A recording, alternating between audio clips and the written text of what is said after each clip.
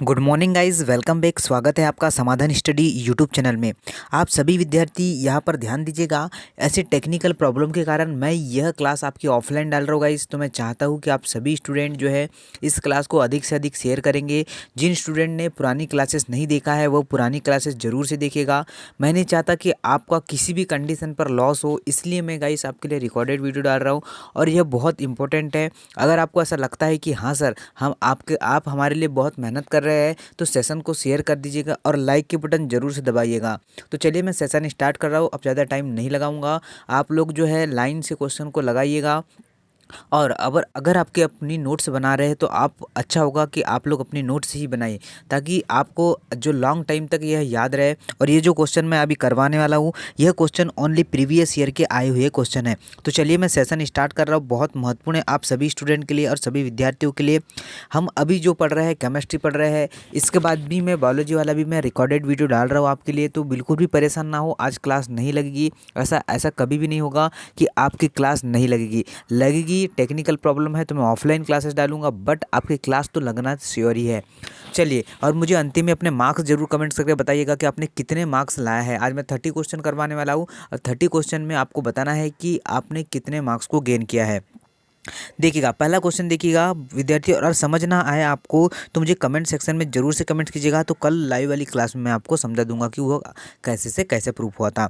देखिएगा, पहला क्वेश्चन जा 84 क्वेश्चन तो मैंने कल करवा दिया था, आज 85 से मैं स्टार्ट कर रहा हूँ। एक तत्व के समस्थानिक मतलब आइसोटोप की संख्या कितनी है सर जी? 298। यदि इसके नाभिक में 188 न्यूट्रॉन है तो इसके परमाणु संख्या कितनी होगी? बहुत ही सिंपल है, बहुत ही इजी क्वेश्चन है। यह कैसे बना पाएंगे तो आपको मैं बता दूं कि इसको कैसे हम लोग बना पाएंगे। बहुत इजी क्वेश्चन है गाइस और बहुत सिंपल क्वेश्चन है। देखिए, बहुत ही आसानी पूर्वक मैं इसका आंसर आपको बता दूं। इसका आंसर होने वाला है 110। क्या होगा सर जी? इसका आंसर होगा 110। अब आपको वो डिफाइन करके बताना जरूरी है कि हाँ सर अब 110 तो आ चुका है, पर हमें तो पता नहीं है कि कैसे 110 आया।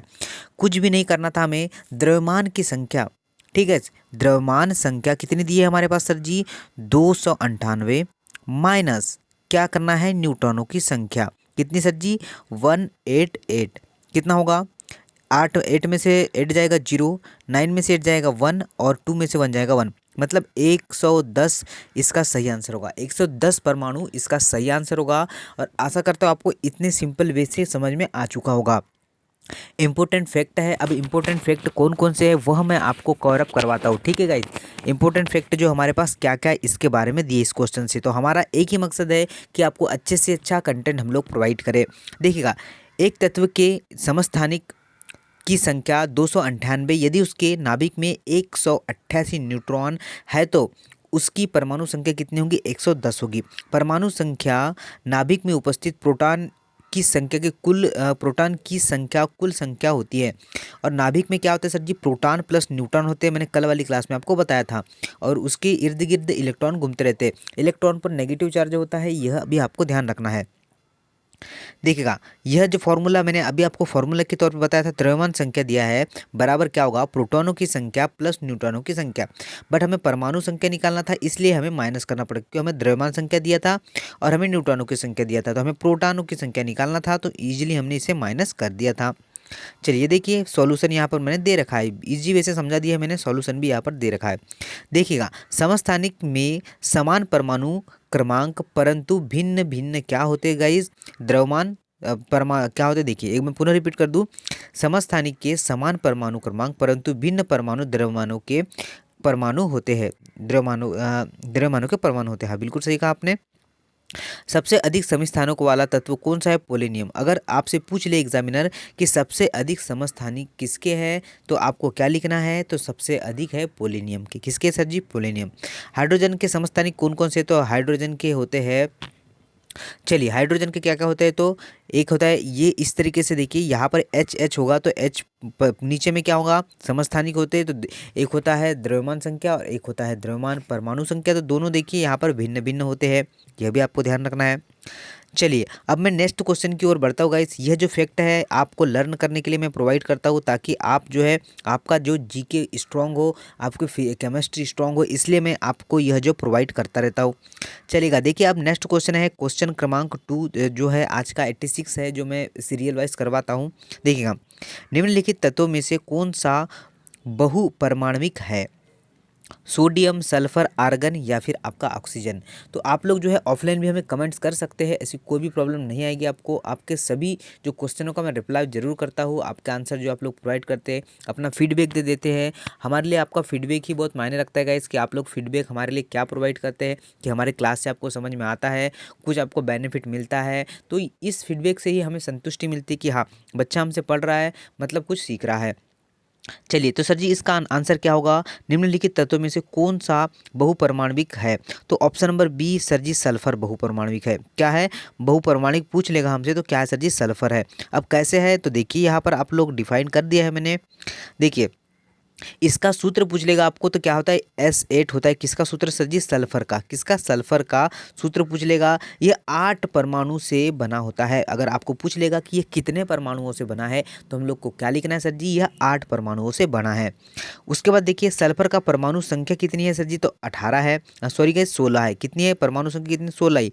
और भार पूछ लेगा तो 32 है। अब आप लोग तो ध्यान रखना है, थोड़ा ध्यान रखना है, आप लोग गलतियाँ नहीं करेंगे। जैसे कि आपको पूछ लेगा परमाणु संख्या कितनी है सर जी?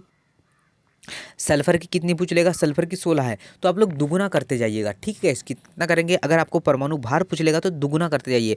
अगर किसी का 10 है तो अप्रॉक्सीमेटली 20 तो होगा, और 20 से हल्का ज़्यादा हो सकता है, बस इसके अकॉर्डिंग हो नहीं सकता। दुगुना करते जाइए। जैसे कि हाइड्रोजन का कितना है सर जी? 1 है, तो 1 का 2 होगा। बस थोड़ा दुगुना करते जाइए, अप्रॉक्सीमेटली आपका आंसर आ जाएगा। श्योरली नहीं है कि से दुगुना ही होगा, बस दुगुने से थोड़ा ज़्यादा हो सकता है। ठीक है गाइस, चलिए आगे बढ़ते हैं नेक्स्ट क्वेश्चन की ओर। देखिए, और कुछ दिया है, ये देख लेते हैं। यह आवर्त सारणी के वर्ग 16 का तत्व है। कौन सा सर जी? सल्फर। तो मैं पीरियोडिक टेबल आपको करवाऊंगा अभी, और एक क्लास बची हुई है, उसके बाद जो है मैं पीरियोडिक टेबल करवाऊंगा। कैसे याद करना है सब कुछ, तत्वों को कैसे डिफाइन करना है, कैसे याद करना है, सब कुछ बताऊंगा आपको, और ट्रिक के माध्यम से हम लोग याद करेंगे। चलिए, सल्फर के ऊर्ध्वापन में फलस्वरूप प्राप्त होने वाली बारीकी चूर्ण को गंध का क्या कहते हैं? फूल कहा जाता है। यह भी आपको ध्यान रखना है।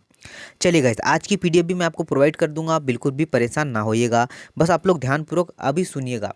आप लोग ऐसे भी आप लोग कमेंट्स करते रहते हो, कमेंट्स पर ध्यान देते। ऑफलाइन ले रहे हो तो आप लोग कमेंट्स तो नहीं कर सकते, तो आप लोग को ओनली ध्यानपूर्वक सुनना है जो मैं आपको कंटेंट प्रोवाइड करना चाहता हूँ। देखिएगा, आगे बढ़ते हैं, नेक्स्ट क्वेश्चन देख लेते हैं। नेक्स्ट क्वेश्चन क्या है? देखिए, एक तत्व के आइसोटोप की संख्या 298 है। यदि इसके नाभिक 196 न्यूट्रॉन है तो परमाणु संख्या क्या है? फिर पुनः वही क्वेश्चन आ चुका है। 298 में से हमें क्या घटाना है? 196। तो इस तरीके से आप लोग बता पाएंगे क्या? क्या आंसर होगा सर जी? बिल्कुल इसका आंसर होगा, ये भी नहीं होगा। हमें क्या करना है सर जी? इसमें प्लस करना है। हमें क्या करना है? परमाणु संख्या। देखिए, मैंने एक फार्मूला बताया था आपको ऊपर, देखिए ऊपर वाले क्वेश्चन में एक फार्मूला बताया था, ठीक है? चलिए, सेम करना है मुझे। 298 में से 196 घटाना है, तो कितना आंसर आएगा? 102 आंसर आएगा। सेम फॉर्मूले पर बेस्ड क्वेश्चन था। एक पहले क्वेश्चन दिया था, ये दूसरा क्वेश्चन है। कुछ भी नहीं करना था आपको। क्या करना था? परमाणु संख्या निकालना था, N+P। तो अपने पास क्या क्या दिया सर जी? तो अपने पास तो P हमें क्या करना है? डिफाइन करना था। और अपने पास दिया क्या था? A संख्या दिया था और N दिया था, तो दोनों को ओनली माइनस करना था। कैसे करते हैं फॉर्मूला, मैंने आपको बता दिया है कि कैसे याद रखना है इसे, ठीक है? तो अब लोग आप आसानी से निकाल पाएंगे। अगर नहीं बनता है तो मुझे कमेंट्स करें कि सर हमसे नहीं बन पा रहा है। कल वाली क्लास में आपको बता दूंगा कि कैसे सॉल्व करते हैं, नहीं तो आज तो मैंने बता चुका है। देखिएगा, किसी तत्व के परमाणु में उपस्थित प्रोटॉनों की संख्या को परमाणु संख्या कहते हैं। परमाणु में कुल प्रोटॉनों की संख्या कुल इलेक्ट्रॉनों की संख्या के बराबर होती है, इसलिए परमाणु क्या होता है? उदासीन होता है। यह जो है आपको ध्यान रखना है। चलिए सर जी, बड़े क्या नेक्स्ट क्वेश्चन की ओर देखिए। Ag और Cl, ठीक है गाइस, के संयुक्त होने पर होने वाले यौगिक को क्या कहते हैं? आर्गन, आर्गन क्लोरेट, या फिर आपका आर्गन क्लोराइड, सिल्वर क्लोराइड, या फिर आपका सिल्वर क्लोरेट। चलिए सभी स्टूडेंट 88 नंबर का आंसर कर सकते हैं। तो चलिए मैं आंसर ही बता दूं आपको कि क्या होने वाला है। तो आपने किया है ऑप्शन नंबर सी, तो बिल्कुल सही किया है, सिल्वर क्लोराइड कहते हैं। क्या कहेंगे sir ji? Silver chloride. Option number C बिल्कुल करेक्ट होगा। अगर आपने मन में सोच लिया है कि इसका आंसर ऑप्शन नंबर सी होगा, बिल्कुल सही एंड बिल्कुल सही है। चलिए आगे बढ़ते हैं सर जी। देखिए सिल्वर क्लोराइड AgCl को हार्न सिल्वर भी कहा जाता है। एग्जामिनर आपसे पूछ लेगा कि हार्न सिल्वर किसे कहा जाता है, तो आप लोग क्या बता नहीं पाएंगे क्या? बिल्कुल सर जी, हार्न सिल्वर हमसे पूछ लिया तो सिल्वर क्लोराइड को ही हम लोग हार्न सिल्वर कहते हैं, यह आपको ध्यान रखना है। चलेगा आगे देखते हैं। इसका उपयोग फोटोक्रोमिक कांच बनाने में किया जाता है। इसका यूज़ कहाँ करता है? इसका यूज़ हम लोग फोटोक्रोमिक कांच बनाने के लिए इसका यूज़ करते हैं। तो सब कुछ आपको प्रोवाइड है गाइस। मैं चाहता हूँ कि आप लोग मेहनत करें, हम आपके साथ हैं, हम आगे तक आपका साथ जरूर देंगे। जब तक आप तो सिलेक्शन नहीं दिलवाते, हम आपके साथ रहेंगे। सिल्वर आयोडाइड का इसका उपयोग कृत्रिम वर्षा कराने के लिए किया जाता है। यह बहुत इंपॉर्टेंट है गाइस आपको लिए कि एग्जाम में पूछा जाता है कि आपको कृत्रिम वर्षा कराने के लिए निम्नलिखित में से क्या आवश्यक है। तो सिल्वर आयोडाइड जो AgI, ठीक है, सिल्वर आयोडाइड, उसी से हम लोग क्या करते हैं? अम्ल वर्षा करते हैं। सबको यह ध्यान रखना है। और सिल्वर नाइट्रेट के बारे में क्या ध्यान रखेंगे कि सिल्वर नाइट्रेट का सबसे मुख्य यौगिक है। इसे क्या कहते हैं? लूनर कास्टिक भी कहा जाता है। क्या कहते हैं सर जी इसे लूनर कास्टिक भी कहा जाता है। यह भी आपको ध्यान रखना है। चलिए बढ़े क्या नेक्स्ट क्वेश्चन की ओर। देखिएगा इस नेक्स्ट क्वेश्चन क्या है। तो देखिए इसे हम लोग बनाते हैं। नेक्स्ट क्वेश्चन है, एक तत्व ए फार्मूला A3O4 के साथ ऑक्साइड बनाता है, तत्व ए की संयोजकता क्या है? तो तत्व ए की संयोजकता क्या है जो मैं टॉपिक करवा रहा हूँ गाइस, यह आपके सिलेबस का ही टॉपिक है, इसलिए मैं यह टॉपिक बहुत इससे अधिक क्वेश्चन करवा रहा हूँ। आपके यहाँ पर जो बता दूँ मैं 7 से 8 टॉपिक है जो आपको पढ़ना है, और उसके मैं ऑलमोस्ट जो है 100+ ही क्वेश्चन करवाऊँगा, ताकि आपको जब एग्ज़ाम में आए तो आप लोग गलतियाँ ना करें। मैं पूरे फैक्ट का अपने तरफ से 100% दे रहा हूँ गाइस, आपको 101% दे रहा हूँ, ताकि आपको कोई भी क्वेश्चन गलत ना हो और आप जो है सिलेक्शन लेके टॉप में आइए। चलिए इसका आंसर क्या होगा गाइस? तो इसका आंसर होगा ऑप्शन नंबर ए, बहुत ही सही। अगर आपने ऑप्शन नंबर ए को पिक किया है, 4 इसका करेक्ट आंसर होगा। इसकी जो संयोजकता कितनी होगी? 4 होगी। चलिए कैसे संयोजकता 4 होगी तो आप लोग देख लीजिएगा, यहाँ पर मैं डिफाइन करके दे दिया। संयोजकता शब्द की उत्पत्ति लैटिन भाषा के शब्द वैलेंट्स से हुई है। इसका अर्थ है सक्षमता। तत्वों के परमाणुओं के परस्पर संयोजकता करने की क्षमता को संयोजकता कहा जाता है। यह आपको ध्यान रखना है।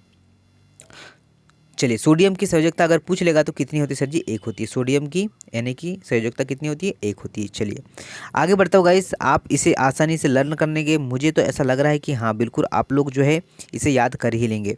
देखिएगा नेक्स्ट क्वेश्चन, देखिए 90 नंबर का क्वेश्चन आपके स्क्रीन पर है। देखिए इसे आप लोग कैसे बना पाते हैं। क्वेश्चन है, किसी परमाणु के कक्षा में संयोजित किए जा सकने वाले इलेक्ट्रॉनों की अधिकतम संख्या को किस सूत्र द्वारा दर्शाया जाता है? 2n द्वारा, या फिर आपका 2n-2 द्वारा, या फिर आपका 2n क्यूब के द्वारा, या फिर 2n स्क्वायर के द्वारा। तो चलिए आपने आंसर क्या किया है? तो आपने सोच लिया कि आंसर इसका ऑप्शन नंबर डी होने वाला है, मतलब करेक्ट है। 2n स्क्वायर होता है। एज ये वाला फार्मूले के थ्रू मैंने कल वाली क्लास जिन स्टूडेंट ने अटेंड किया है, तो कल वाली क्लास में मैंने यह फार्मूला बताया था आपको। वहाँ पर दिया हुआ था 2 दिया था 5 का स्क्वायर, तो इस तरीके से उसका 50 आंसर था। अगर मुझे याद है तो आपको भी आशा करता हूँ कि याद होगा ही होगा। चलिएगा किसी परमाणु के कक्ष में संयोजित किए जाने वाले इलेक्ट्रॉनों की अधिकतम संख्या का सूत्र कौन सा है? तो 2n स्क्वायर होता है। क्या होता है सर जी? 2n स्क्वायर होता है। किसी परमाणु की सबसे बाहरी कक्षा में 2 या 8 से अधिक इलेक्ट्रॉन नहीं हो सकते। बाहरी कक्षा को पूर्ण करने के लिए अधिकतम कितने इलेक्ट्रॉन की आवश्यकता होती है सर जी? कम से कम 2 और अधिकतर पूछ लेगा तो 8। कैसे सर जी? तो देखिए पहले अष्टक में जाएंगे 2, दूसरे में जाते हैं 8, फिर जाते हैं 8, फिर 18, इस तरीके से क्रम चलते रहता है। और अक्रिय गैसें जो समूह 18 में रखी गई है, तो वह अक्रिय गैसें उनका अष्टक हमेशा पूर्ण होता है। आर्गन, क्रिप्टॉन, रेडॉन, जिनान, यह सब क्या है? अक्रिय गैसें, शून्य वर्ग की गैसें है, इनका अष्टक हमेशा क्या होता है? पूर्ण होता है। तो यही आपको यह कहा गया था। अक्रिय गैसें देखिए, यहाँ पर अक्रिय गैसें के बारे में मैंने बता चुका आपको। चलिए आगे बढ़ते हैं सर जी, नेक्स्ट क्वेश्चन देखते हैं जो 91 नंबर का नेक्स्ट क्वेश्चन है। न्यूट्रॉन न्यूटन का द्रव्यमान निम्नलिखित में से किसके बराबर होता है? इलेक्ट्रॉन, प्रोटॉन, अल्फा कण के द्वारा या फिर बीटा कण के द्वारा। चलिए 91 नंबर का क्वेश्चन है आपके स्क्रीन पर, आप लोग क्या आंसर करते हैं देख लेते हैं। चलेगा, तो सभी आंसर का ऑप्शन नंबर बी करेंगे क्या? बिल्कुल, ऑप्शन नंबर बी बिल्कुल सही होगा। प्रोटॉन आपका बहुत ही सही आंसर है। प्रोटॉन अगर आपने किया है बिल्कुल सही एंड बिल्कुल सही। देखिएगा, प्रोटॉन का आपको द्रव्यमान पूछ सकता है कि सर प्रोटॉन का द्रव्यमान कितना होता है। एग्जामिनर अभी कुछ भी पूछ सकता है आपसे, ऐसा नहीं है कि सर क्या पूछेगा क्या नहीं पूछेगा। अगर आपसे द्रव्यमान पूछेगा तो कितना होता है सर जी? 1.672 गुणित 10 पर -27 kg होता है। किसका सर जी? प्रोटॉन का। अब प्रोटॉन का तो पूछ लिया, अगर आपसे न्यूट्रॉन का पूछ ले तो न्यूट्रॉन का बना नहीं पाएंगे। बिल्कुल सर जी। न्यूट्रॉन का देख लेते हैं। न्यूट्रॉन का होता है 9.1 गुणित 10 पर -31 kg होता है। और सोच इलेक्ट्रॉन का कैसे, और न्यूट्रॉन का क्या होता है? न्यूट्रॉन का देख लेते हैं। ये इलेक्ट्रॉन का था, अब न्यूट्रॉन का देख लेते हैं। तो इसका होता है 1.676 गुणित 10 पर -27 kg होता है। तो ये तीनों को आपको याद करना है। ठीक है गाइस, मैं कल वाली क्लास में ज़रूर से पूछूंगा आपको, और जिसने नहीं बताया है उसी कान के नीचे एक बजाऊंगा। तो आपको ध्यान रखना है, यह आपको याद करना है। कल वाली क्लास में मैं ज़रूर पूछूंगा। देखिएगा, प्रोटॉन का द्रव्यमान न्यूट्रॉन के द्रव्यमान का लगभग बराबर होता है। प्रोटॉन का द्रव्यमान न्यूट्रॉन के द्रव्यमान के क्या होता है? बराबर होता है। न्यूटन की खोज किसने की थी? चैडविक ने, वैज्ञानिक ने की थी। अगर आपको पता नहीं है तो आप लोग कमेंट्स भी कर सकते, क्या है? चैडविक ने की थी। चलिए आगे बढ़ते हैं नेक्स्ट क्वेश्चन की ओर। चलिएगा, नेक्स्ट क्वेश्चन देखिए, यह क्वेश्चन ध्यान रखना है आपको। क्या है? खालिस्तान एक प्रस्वेदी यौगिक है। खालिस्तान एक प्रस्वेदी यौगिक है। सल्फ्यूरिक अम्ल, मैग्नीशियम क्लोराइड, फास्फोरस, पे पेटाक्साइड या फिर आपका काली चूर्ण। तो इस 93 नंबर के क्वेश्चन को आपको कमेंट्स करना है कि आपने आंसर क्या किया। तो चलिए मैं आंसर ही बता दूं आपको कि आपका आंसर क्या होगा। तो ऑप्शन नंबर डी बिल्कुल करेक्ट एंड बिल्कुल करेक्ट होगा। क्या होगा? काली चूर्ण। अगर आपका काली चूर्ण आंसर आया है तो आप बिल्कुल ही सही कर रहे हैं। चलिए कुछ फैक्ट देख लेते हैं हम इस क्वेश्चन से रिलेटेड कि फैक्ट आपका क्या है सर जी। फैक्ट आपके लिए बहुत इंपॉर्टेंट है गाइस, ताकि जो है आप लोग इस फैक्ट के थ्रू बहुत ही आसानी से इसे याद कर सकते हैं। चलेगा, देखिए काली चूर्ण एक क्या है? प्रस्वेदी जो है आपका यौगिक है, यह आपको ध्यान रखना है। चलिए और क्या इंपॉर्टेंट है सर जी यहाँ पर देखिए, प्रस्वेदी पदार्थ वह है जो हवा में आर्द्रता और कार्बन डाइऑक्साइड गैस को क्या करते हैं? आसानी से सोख लेते हैं। यह भी आपको ध्यान रखना है। सोडियम हाइड्राइड का सूत्र पूछ लेगा तो NaOH, किसका सर फॉर्मूला? आपको फॉर्मूला पूछ लेगा सोडियम हाइड्रोक्साइड का, यह भी हमें याद रखना है। जो मैं फैक्ट प्रोवाइड कर रहा हूँ गाइस, बहुत इंपॉर्टेंट एंड बहुत इंपॉर्टेंट है। यह आपको इतना कंटेंट कहीं बाहर नहीं मिलेगा। आप पेड कोर्स भी पढ़ रहे होगे तो आपको इतना फ्री में कोई नहीं पढ़ाता गाइस, ओनली क्वेश्चन ही क्वेश्चन करवाते हैं। बट समाधान स्टडी से आपसे पढ़ रहे हैं, मुझे आपका सिलेक्शन चाहिए, चाहे कुछ भी हो जाए, आपका सिलेक्शन हमारे लिए बहुत मायने रखता है। चलिएगा, देखिए इसका उपयोग पेट्रोलियम को शुद्ध बनाने में, साबुन बनाने में, कागज, सूती कपड़े में चमक पैदा करने के लिए इनका सभी उपयोग करते हैं। किसका? सोडियम हाइड्रोक्साइड का। चलिए सर जी बढ़ते हैं हम लोग नेक्स्ट क्वेश्चन की ओर। आपका नेक्स्ट क्वेश्चन देखिए क्या है। तो नेक्स्ट क्वेश्चन है आपके स्क्रीन पर, परमाणु के भार न्यूट्रॉन द्वारा प्रोटॉन पर आयोजित बल खालिस्तान है। ज्वारीय बल, विद्युत संयोजित बल, गुरुत्वाकर्षण बल या फिर नाभिक बल। 94 नंबर का क्वेश्चन है, आपको कमेंट्स करना है कि इसका आंसर क्या होगा। तो चलिए मैं आंसर बता दूं आपको। ऑप्शन नंबर डी नाभिक बल। अगर आपका नाभिक बल आया है तो बिल्कुल करेक्ट एंड बिल्कुल करेक्ट होगा। ऑप्शन नंबर डी वाले बिल्कुल सही एंड बिल्कुल सही है। चलेगा, परमाणु के भीतर न्यूट्रॉन द्वारा प्रोटॉन पर आयोजित बल क्या होता है? नाभिक बल कहलाता है। ये ध्यान रखना है आपको। चलिएगा, नाभिक कुछ और इम्पोर्टेंट फैक्ट है, क्या है? नाभिक विखंडन क्या होती है वह देख ले। क्या? वह नाभिक प्रक्रिया जिसमें कोई एक भारी नाभिक दो भागों में टूट जाता है, नाभिकीय विखंडन कहलाता है। क्या कहलाता है सर जी? नाभिकीय विखंडन कहलाता है। विखंडन के दौरान उत्पन्न ऊर्जा नाभिकीय ऊर्जा कहलाती है। अगर विखंडन हो चुका है और उसके द्वारा ऊर्जा उत्पन्न हो रही है तो वह कौन सी ऊर्जा कहलाएगी? नाभिकीय ऊर्जा कहलाएगी। यह आपको ध्यान रखना है। चलिए देखिएगा, जब यूरेनियम पर न्यूट्रॉनों की बमबारी की जाती है तो न्यूट्रॉन नाभिक के विखंडन पर पहुंच अधिक मतलब बहुत अधिक ऊर्जा क्या करते हैं और 3 नए न्यूट्रॉन उत्पन्न करते हैं। बहुत अधिक ऊर्जा भी उत्पन्न करते हैं और न्यूट्रॉन भी उत्पन्न करते हैं। यह भी आपको ध्यान रखना है। चलिएगा सर जी, बढ़ते हैं हम लोग नेक्स्ट क्वेश्चन की ओर। देखते हैं नेक्स्ट क्वेश्चन 95 नंबर का क्या है। Next question, germanium, arsenic, selenium और ब्रोमीन के परमाणु में खालिस्तान कक्षाएं होती है। क्या क्वेश्चन बहुत ही बढ़िया है। 3, 7, 5 या फिर 4 होगा। तो चलिए मैं राइट आंसर बता दूं आपको कि राइट आंसर क्या होने वाला है। तो गाइज अब आपका ऑप्शन नंबर डी आ रहा है 4, तो बिल्कुल सही होगा। क्या होगा? 4 इसका करेक्ट आंसर होगा। अधिकतर स्टूडेंट 4 की ओर बढ़ रहे हैं और बिल्कुल सही कर रहे हैं। जर्मेनियम, आर्सेनिक, सेलेनियम और ब्रोमीन के परमाणुओं में 4 कक्षाएं होती है। कितनी कक्षाएं होती है? जो 4 कक्षाएं होती है। अब आपको समझ में नहीं आएगा कि कक्षाएं क्या है, सब मैं पीरियोडिक टेबल पढ़वाऊंगा गाइस आपको 2 दिन बाद। तब मैं आपको पूरा बताऊंगा कि सर कहाँ से आता है, क्या होता है, कैसे होता है, क्या होता है इलेक्ट्रॉनिक विन्यास, सब कुछ बताऊंगा। सेलेनियम धातु का उपयोग फोटो इलेक्ट्रिक सेल में किया जाता है। कौन से सेल में? फोटो इलेक्ट्रिक सेल में सेलेनियम धातु का यूज किया जाता है। आर्सेनिक की मात्रा जल में अधिक पाया जाता आर्सेनिक की मात्रा जल में अधिक पाया जाता है तो हानिकारक होता है। किसके? आर्सेनिक के कारण। आर्सेनिक प्रदूषण का कारण ब्लैक फुट रोग होता है। अगर आपसे पूछ लेगा कि ब्लैक फुट रोग किससे होता है तो आपको बताना है कि आर्सेनिक की अधिकता के कारण ही यह होता है। आर्सेनिक का प्रयोग कंप्यूटर चिप के उत्पादन में गैलियम ऑक्सेनाइड्स नामक पदार्थ के रूप में किया जाता है। सोलर सेल में जर्मेनियम, सेलेनियम का प्रयोग किया जाता है। इतने सारे कंसेप्ट आपको ध्यान करना है गाइस, ध्यान रखना है। आपको एग्जाम में कुछ भी पूछ सकता है। चलिए सर जी, बढ़ते हैं हम लोग नेक्स्ट क्वेश्चन की ओर। देखते हैं नेक्स्ट क्वेश्चन क्या है। देखिए, किसी तत्व के समस्थानिकों की द्रव्यमान संख्या 298, यदि इसमें नाभिक में 189 न्यूटन है तो परमाणु संख्या कितनी होगी? तो कुछ भी नहीं करना था, 298 में से 189 घटाना था, आपको आंसर मिल जाता 109। कितना? 109। ऑप्शन नंबर बी बिल्कुल करेक्ट एंड बिल्कुल करेक्ट होगा। ऐसे 3 क्वेश्चन हो चुके हैं। अगर अब क्वेश्चन आए एग्जाम में तो आप लोग तोड़ के आएंगे, इसे क्या करेंगे? तोड़ के आएंगे। तो ऑप्शन नंबर बी बिल्कुल करेक्ट एंड बिल्कुल करेक्ट होगा। परमाणु संख्या बराबर क्या होता है? मैं पुनः एक बार बता दूं आपको, परमाणु संख्या बराबर द्रव्यमान संख्या माइनस न्यूट्रॉनों की संख्या होती है। ऑप्शन यहाँ पर बी सही था और इसका फॉर्मूला आपको याद रखना है।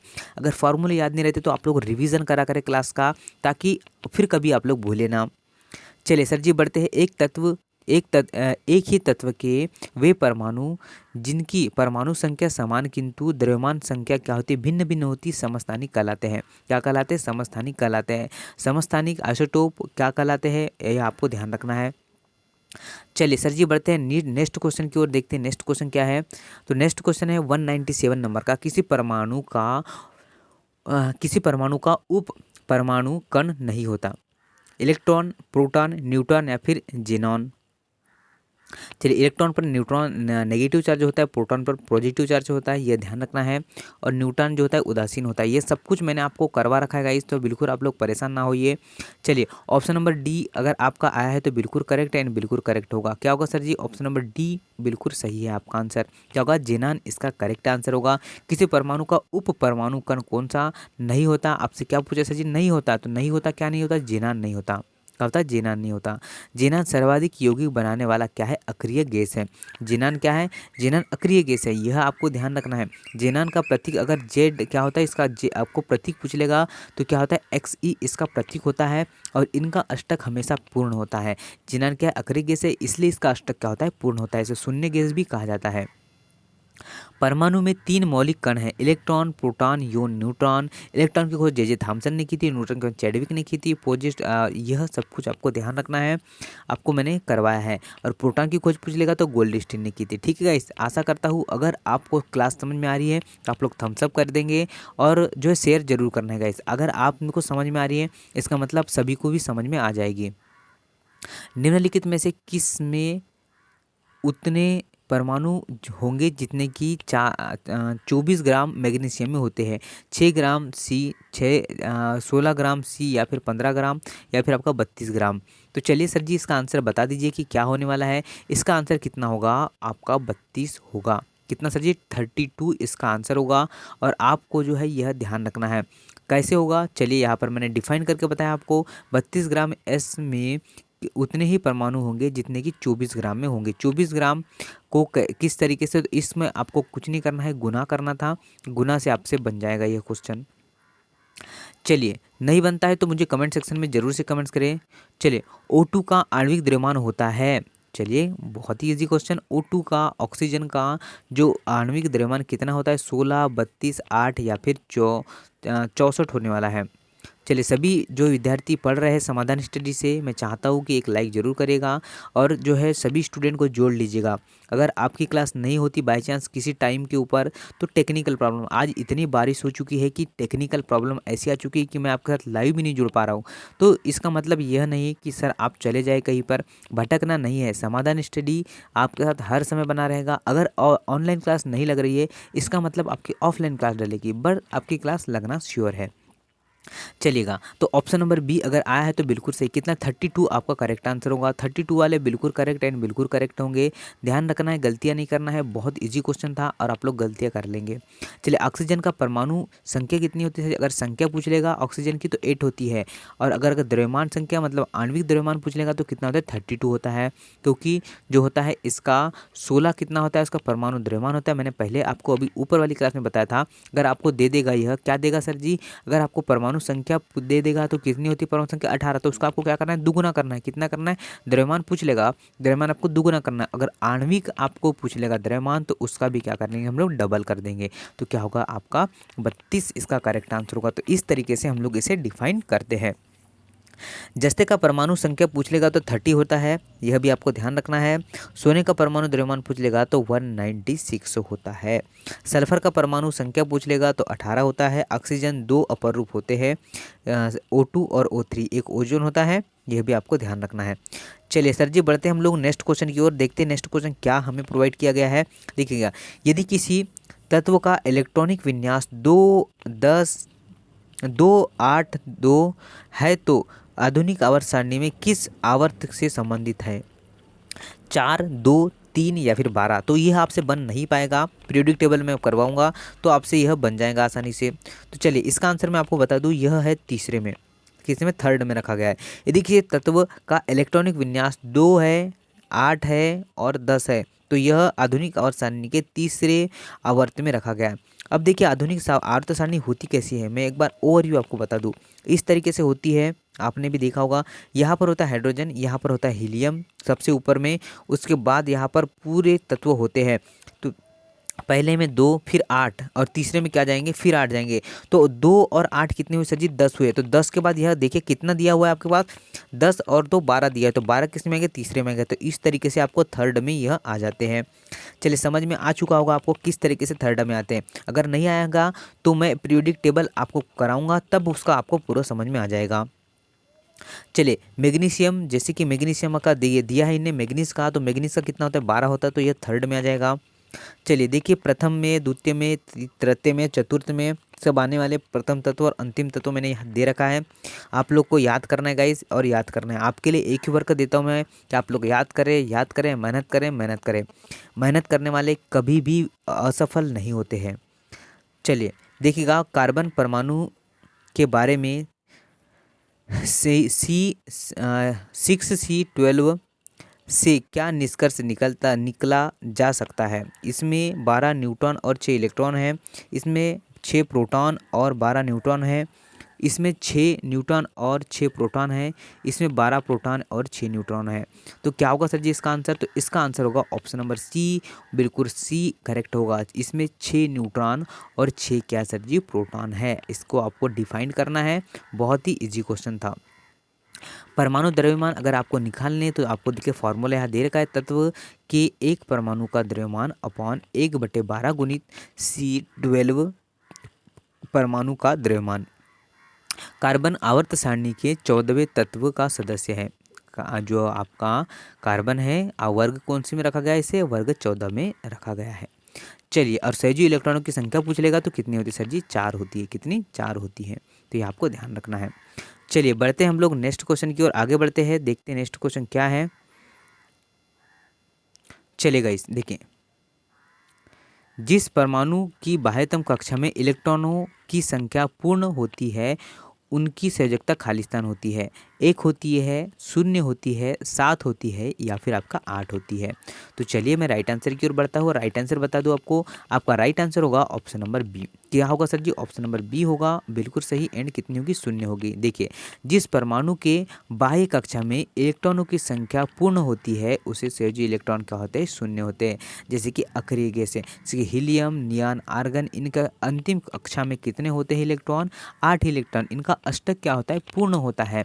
मैंने आपको कई बार बता चुका है, आप लोग अब गलतियां नहीं करेंगे। जैसे कि चलिए, आर्गन का कितना होता है सर जी? तो आर्गन का परमाणु संख्या कितनी होती है? तो कितनी होती है? 20 होती है। तो पहले में जाएगा 2, सॉरी गाइस 20 नहीं होती, 18 होती है। तो देखिए, पहले में जाएंगे 2, उसके बाद कितने जाएंगे गाइस? 8। तो बचा कितना सर जी? अब अंतिम में 8 ही बचा हुआ है, क्योंकि 18 होते हैं। तो 18 होते हैं तो इसका अष्टक क्या होगा? हमेशा पूर्ण होगा। चलिए आगे बढ़ते हैं। चलिए, फैक्ट दे रखा है, उसे ध्यान करना है। समूह 18 के सभी तत्वों की संयोजकता 0 होती है, सब आपको लर्न करना है।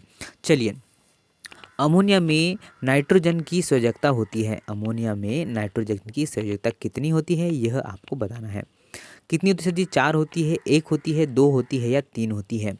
तो क्या होती है आप लोग बता पाएंगे? बिल्कुल सर जी, इसका करेक्ट आंसर हम लोग बता पाएंगे, और बहुत ही आसानी और बहुत ही शानदार तरीके से हम लोग बता पाएंगे इसे। चलिए, बताना है आपको और बताना है।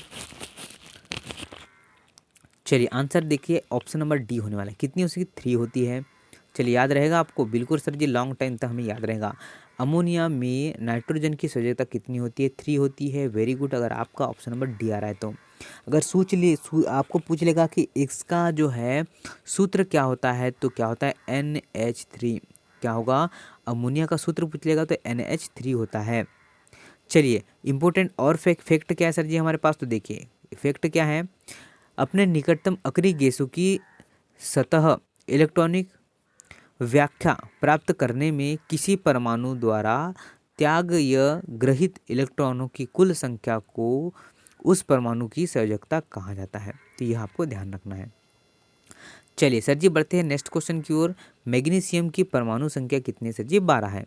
कितनी है? 12 है। इसकी संयोजकता कितनी होगी? तो पहले में जाएंगे 2, दूसरे में जाएंगे 8, दूसरे में जाएंगे 8। कितने सर जी? 10 हुए, बचे कितने? 2। तो क्या आपका 2 नहीं होगा क्या? और 2 क्या होगा? ये पॉजिटिव होगा, क्योंकि ये दान करेगा, ना ही अपने पास यह 6 इलेक्ट्रॉन लेगा। तो जिसके पास 2 इलेक्ट्रॉन लोगे, यह क्या करेगा सर जी? यह तो दान करेगा। तो दान करने वाला क्या कहलाता है? हमेशा पॉजिटिव रहता है। जो ग्रहण करता है, जैसे कि क्लोरीन का कितना सर जी? 17 है क्लोरीन का। तो देखिए, इसमें जाएंगे 2, फिर जाएंगे 8, और फिर कितने जाना था? 8।